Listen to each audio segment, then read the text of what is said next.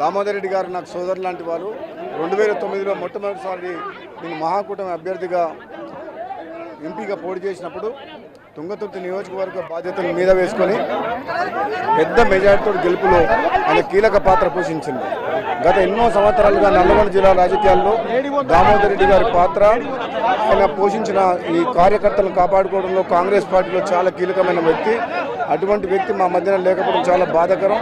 తప్పకుండా వాళ్ళ కుమారుడు సర్వోత్తమ్ రెడ్డికి మా పూర్తి సపోర్ట్ ఉంటుంది. అదేవిధంగా వాళ్ళ కుటుంబాన్ని కూడా సానుభూతి తెలియజేస్తున్నాం. వేణారెడ్డి గారు వాళ్ళందరూ కూడా మొదటి నుంచి కూడా దామోదర్ రెడ్డి గారిని ఎంతో అంటే ఒక కుటుంబ సభ్యులాగా వీళ్ళందరూ కలిసి ఉండేటోళ్ళు. కాబట్టి వాళ్ళకి ఎప్పుడు నా మద్దతు ఉంటుంది.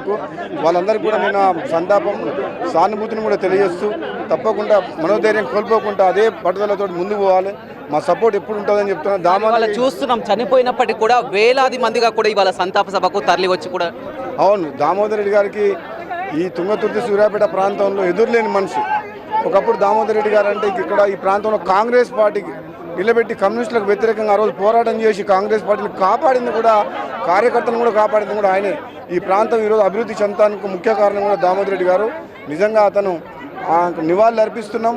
అతని ఆశయాల కోసం అతను ఏ విధంగా ఈ ప్రాంత ప్రజలను కాపాడుకుంటూ కష్టాల్లో ఉన్న వాళ్ళందరికీ కూడా మేము కూడా ఎప్పుడు సపోర్ట్ చేస్తాం. ఆయనకు ఆత్మశాంతి చేకూరాలని చెప్పి కుటుంబ